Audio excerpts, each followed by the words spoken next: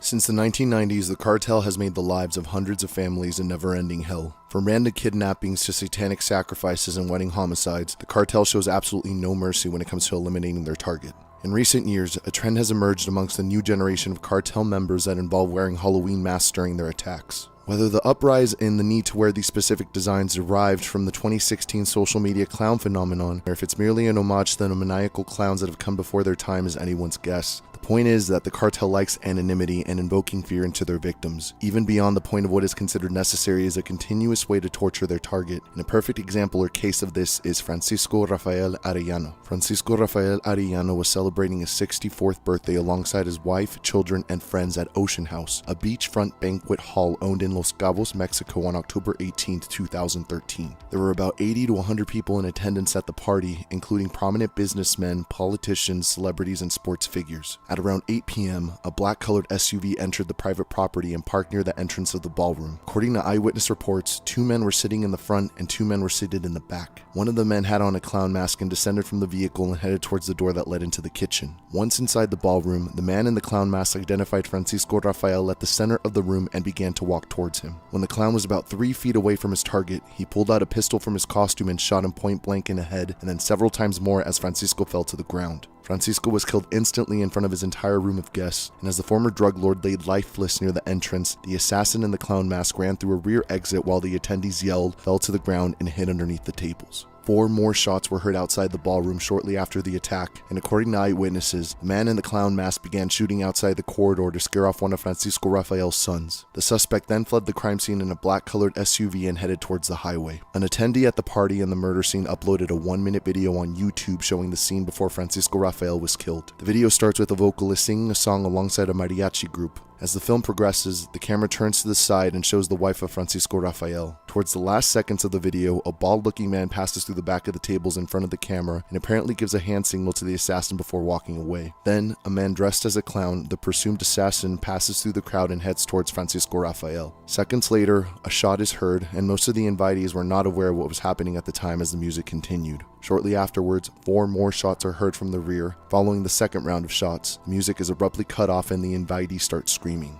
The video only captured a few seconds after the last 4 shots before concluding. One of the suspects reportedly made 3 phone calls during the party and sent several text messages. Investigators believe that the man was possibly communicating with the assassin. The video allowed the authorities to identify the physical characteristics of the assassin, including his skin color, approximate height, and the color of his clothing. The authorities began investigating whether any purchases were made in custom or fabric stores in the area that might lead them to the suspects. The major intention of attacking the drug lords in these instances is to disarm the main source of power or leader within a group. An extremely powerful example of a criminal organization is the Tijuana Cartel, which was one of the most influential drug gangs in Mexico until it was gradually weakened by the capture of several of its leading members during the previous decade. The killings demonstrated a new type of depravity and recklessness when it comes to organized crime, and the events that would follow in the upcoming years would only make the fears of these mass cartel members grow even bigger. Many groups use these disguises to threaten rival gang members off of their territory. In the case of Francisco Rafael Arellano Félix, his demise had more to do with his power, influence, and history. Francisco Rafael Arellano Félix was born on October 24, 1949, and was known as a Mexican drug lord and former leader of the Tijuana Cartel. He was the oldest of 7 brothers and headed the criminal organization in the early 1990s. When he took control of the organization in the early 1990s, tensions with the rival Sinaloa cartel prompted violent attacks and slayings from both ends. In December 1989, Francisco Rafael ordered his gunmen to decimate the Machi Ramirez, a once prominent crime family that controlled the drug trade in Tijuana prior to Francisco's arrival. Once established in Tijuana, Tijuana, the Francisco Rafael clan forged important relations with some of the most prominent families in the region. El Chapo Guzman sent Armando Lopez, also known as El Rayo, one of his most trusted men, to speak with the Francisco Rafael clan in Tijuana. Before he had a chance to speak face-to-face with them, Lopez was killed by Ramon, one of Francisco's accomplices, and the corpse was disposed in the outskirts of the city, and the Tijuana Cartel ordered a hit on the remaining family members of the Lopez family to prevent retaliation. 2 years later, Ramon killed another Sinaloa cartel associate, Rigoberto Campos Salcido, also known as El Rigo, prompting even more intense conflicts with the rival cartel. In September 1992, the Tijuana Cartel ordered another hit against their rivals, and the rivalry reached its peak on May 24, 1993, when gunmen affiliated with the Tijuana Cartel attempted to kill El Chapo Guzman in the Guadalajara International Airport. In the raging and confusing fire, gunmen shot a luxurious vehicle thought to hold Guzman. However, amongst those aboard were Roman Catholic Cardinal Juan Jesus Posadas Ocampo, who was killed at the scene, along with 6 other civilians. El Chapo was able to successfully escape the assassination attempt by leaving in a taxi. On December 4, 1993, Francisco Rafael was arrested by the Federal Judicial Police in Tijuana for charges on drug trafficking and illegal use of weaponry under Mexican law. He was sentenced to 10 years and 3 months and imprisoned at the Federal Social Readaptation Center No. 1, a maximum security prison in the state of Mexico. Unlike his brothers who eventually led the Tijuana Cartel and made it one of the most leading and most violent drug trafficking organizations in Mexico during the 1990s, Francisco Rafael was not a key player in the cartel's uprising. His arrest in 1993 came before the family's downfall and the arrest or deaths of his brothers. In the Tijuana Cartel, his task was to coordinate the buying and selling of narcotics to the United States. On June 2, 2003, United States authorities requested the Mexican government to extradite Francisco Rafael. A Mexican federal judge approved the request the following year, but the drug lord was not extradited to the United States until September 16, 2006. He was flown from Matamoros, Tamaulipas via helicopter and handed over to U.S. authorities in a prison in Brownsville, Texas, after a 10-year sentence in Mexico. He was then transferred back to the state of California pending federal charges on drug trafficking. In October 2007, Francisco Rafael was sentenced to 6 years in prison with the possibility of parole in 4 months,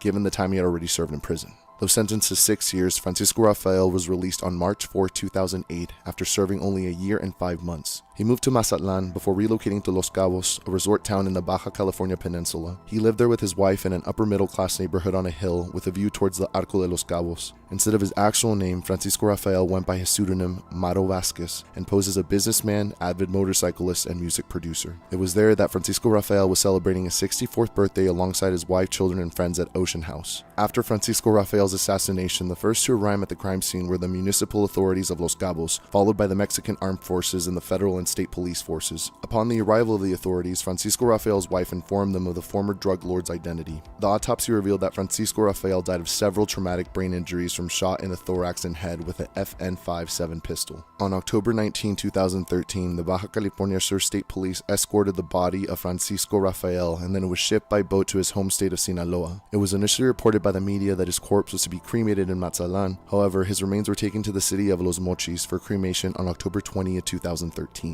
Roughly 24 hours after the death of Francisco Rafael, the Mexican Federal Police arrested Manuel Galindo, alias El Caballo, a founder of the Tijuana Cartel and a high-ranking leader and money launderer who had been a fugitive for more than 20 years in Mexico City. It is unknown who notified the authorities of his whereabouts, but they allege that they were either notified by a rival gang or by members of the Arellano Félix clan. Shortly after the murder of Francisco Rafael, the police interrogated his family and several of the party invitees. The motives behind the murder case are officially unknown, but Mexican authorities believe that given the circumstances and the players involved, the suspected motives possibly stem from unpaid old debts and old retributions. The authorities are working with 2 separate lines of investigations. The first line alleges that Francisco Rafael was killed by members of the Beltran Leyva Cartel, a drug trafficking organization that fights for the control of the smuggling of routes in the Baja California Peninsula against the Sinaloa Cartel. The second line alleges that Francisco Rafael was killed by members of the Sinaloa Cartel, specifically on orders of El Chapo Guzman, the cartel's leader. El Chapo was nearly captured by the Mexican Federal Police in Los Cabos in March 2012 after an anonymous call informed the DEA that the drug lord was possibly hiding in 3 properties. Investigators allege that Francisco Rafael, although he was no longer involved in organized crime, might have tipped the authorities to El Chapo's whereabouts and incurred El Chapo's wrath. They also believe that the attack might have been carried out by a local drug dealing group in Los Cabos. The main suspect of this alleged attack is a man named Javier Lopez Rivera. In the line of this investigation, the authorities believe that the drug dealer sent 2 of his men to pick up the assassin who arrived from Sinaloa at Los Cabos International Airport. According to the Mexican authorities, the murder plot was possibly carried carried out with the collaboration of the Tijuana Cartel because no security measures were taken during the party and because the entrances were open to the public when they are usually typically closed for private events. The investigation was further complicated by the fact that many of the invitees, fearing for their lives, fled from the scene when Francisco Rafael was killed by the clown. Out of the 80 to 100 attendees, only 20 of them stayed, many of them family members and employees of the banquet hall.